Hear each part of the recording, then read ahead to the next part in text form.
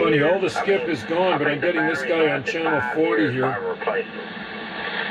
Yeah, I had one like that too, man, but that company, when I took the cover off, that doggone two AAA batteries had leaks in there, and it was corroded. CQDX, 9 Alpha Tango 791. 9 Alpha Tango 791 on the Gulf Islands in the North Pacific, QSX. That's a little See if these guys can hear me on my 5/8 rate. batteries look like a quarter there, right? CQ, 9 Alpha Tango 791. This is 9 Alpha Tango 791, Gulf Islands, North Pacific. Yeah, those are lithium batteries. They last a long time. But I would never put those AAAs back in there again, because they're... CQ calling CQ, 9 Alpha Tango 791, Gulf Islands, North Pacific. Jungle Tower wasn't lithium, they're just regular old AA batteries. Yeah, I hear somebody out there call me. Can you go down 395? Go to 395. Wasn't lithium, let's just look. This is 9 Alpha Tango 791. 9 Alpha Tango 791, Gulf Islands. Hey Joe, this is Randy down in Florida. Some guy come in there out of what is it, New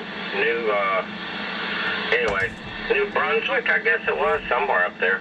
I could hear him, and it made me think of you, but I don't even know if I'm thinking of the right place, but I asked him if he knew you, and then here you are. That's crazy. Yeah, New Brunswick is actually, believe it or not, 4 time zones east of us, Randy. 4 time zones east of us. So I'm on the Pacific coast of Canada off the far southwest coast of British Columbia, and he's on the Atlantic Ocean on the east coast there. So to fly there, it'd probably take about, I'm guessing about 7 hours or so, 8 hours, maybe like that. It's on the far side of Canada, just above Maine, QSL.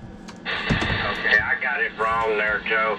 He's north of Washington State, whatever that is up there in Canada. It's wrong. It ain't New Brunswick. It's something else. I can't even remember now. My brain dead. Well, that'd be us then. Yeah, we're in British Columbia here, so we're actually, to tell you the truth, if you took a straight line from where I live and you ran it straight east of us across the water, you'd bump right into a place called Birch Bay, Washington State. And the south end of our island is the same latitude as Bellingham, Washington. And if you look at a map, off of the coast of Washington, there's some islands out there called the Washington State San Juan Islands. Well, we're on the southern Gulf Islands off the far southwest coast of British Columbia, and we can actually see those San Juan Islands from our island there, QSL. Okay, cool, man. Yeah, I have to look that on the map because I'm not real familiar with that area. But anyway, yeah, I was thinking of you when I heard him because I knew it was in the same region, you know. But how's weather up there? Looking good or getting cold? What's it like? Today was up to around 60, just about 60 degrees Fahrenheit. I think it was around 58 degrees Fahrenheit. And it was kind of a really light rain early this morning, and then the sun came out, and it was absolutely beautiful. So these islands, we don't really see much in the way of snow and real cold. It's not like Florida, but it's way milder than the rest of Canada because we're out here on an island in the Pacific Ocean, so our winters are wet and not white there, so we get more rain in the winter, QSL.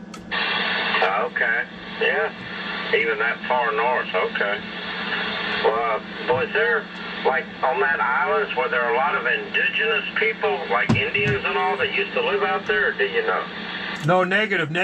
Believe it or not, the first settlers on this island were Hawaiians and black Americans that came, made their way from Missouri to San Francisco and then up to this island in the mid-1800s. So it was Hawaiians and blacks were the first settlers here, and no indigenous people really lived here full time. They came over, like the Indians would come over here to hunt and fish and just kind of set up camp for the winter.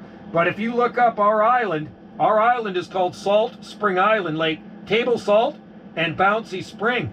You Google that, Hawaiian history on Salt Spring Island, and it'll probably boggle your mind. Yeah, I mean, what were the Hawaiians doing way the hell up there, you know? I'll tell you what they did. They came over to the San Juan Islands in Washington State and then made their way here. 25 of them made their way here to the south end of our island in the mid-1800s. They came to work. they were, I mean, there were travelers, the Hawaiians. I mean, they came originally from South Polynesia, like Tahiti and stuff like that, to the Hawaiian Islands like 1,500 years ago. But they actually came out here, I think, to work for the Hudson's Bay Company back then, QSL. Oh, that's interesting. Yeah, it really is. Well, anyway, yeah. I've been out there working on 2 vehicles most of the day, and one's for a customer and one my shit, my old junk truck. But I got a little headway today. I don't feel too bad. And it warmed up today. We turned our heat on for the first time last week. It got down into, the high 40s. Because I'm only 50 miles, Joe, from the Alabama line. Even though I'm in Florida, I'm in the Northwest, in the Panhandle. So, last January, first time in history, we got 9 inches of snow. Holy crikey, you had more than us, man. I think we got a dump of snow. I'll tell you what, man, our first frost this year was around February. Like, our frosts come really late here, believe it or not.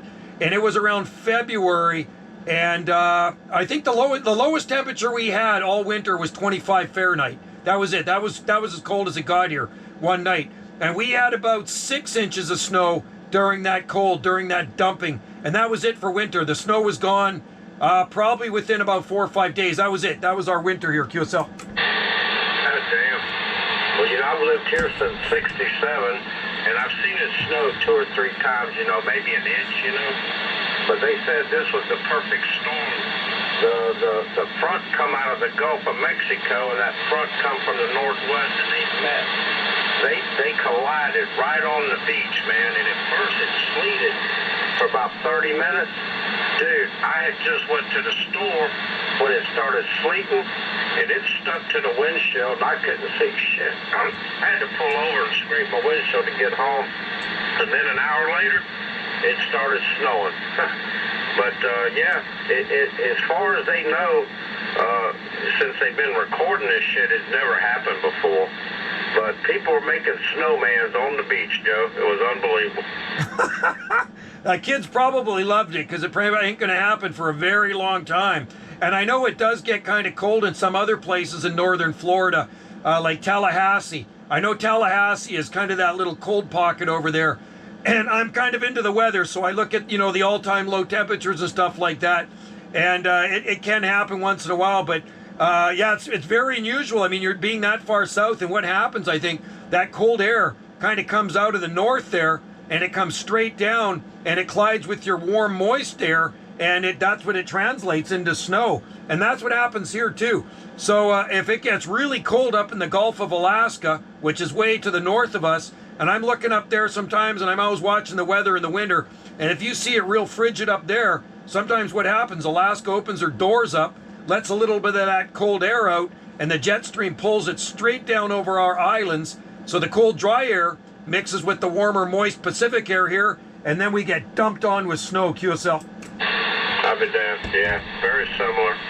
Well, have you lived there most of your life, Joe, on that island out there?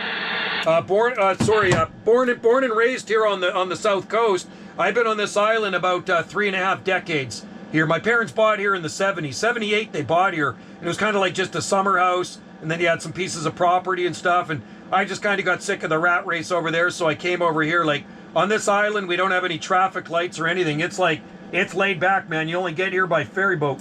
Roger. Okay. That's pretty cool. Well, good to hear you again, man. It's been a long time since I had conditions or heard you.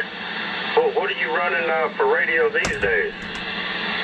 Well, if I told you right now, I'm running my old TRC 458 here, an old school D104 that I bought in 1977. This radio I bought new in February 78, and I'm running a 5/8 wave ground plane. I mean, I have my beam up and everything. I'm just using this radio right now, and we're putting about 350 horsepower through that 5/8 wave ground plane with a Texas Star high drive amp there, QSL. And oh, by the way, hey, what were your numbers again? I forget. Were you an Alpha Tango? I was in the early 80s. I was Alpha Tango 350. But I grew up with the Whiskey Jacks in North Carolina they started in 70. and in '73 I got inducted with that group. So the Alpha Tangos, they don't like you belonging to other groups, you know. So I went back to the old Whiskey Jacks, and now I'm the president of that club because all the guys that used to be around, you know, they're pretty much gone. I'm bumping 70 now, so yeah, I took over the club last year, so that's what I do now there, Joe. That's pretty cool. Yeah, I know that about the Alpha Tang, and I do actually. I'm in a lot of other groups as well there, and I actually talked to a lot of Whiskey Jacks. There's a lot of them out there, so that's pretty cool. So you've been into radio a long time. I got into it, my first radio in 1977. I'm 61 now, and you know, it kind of all started. My dad bought this little in 1976. I'll never forget. He went, I think it might have been Kmart or something like that, and he bought this Citizens Band receiver, and hang on one sec. You know what? Anyway, I was just talking. My wife came in here for a sec. The CB receiver, and then that got me started. I was listening to Skip, and I says, "Man, I want to talk to those guys." So then they bought me a radio. Oh man, that's cool. He's in Florida. Yeah, because you know, back in them days, cholesterol it was clinic just a on 23 Discovery. Joe. No. And No. our Cholesterol technician, clinic. he would take our old I got the card radios by and my hook radio. up It's on the my external computer. VFOs to them. And basically, it was an old SPE console too, you know, 23 channel, but it would expand it up to about 670, I think was how high it would go, 27670. And you know, after that, you know, I started buying Yazoos and all that kind of shit there. That's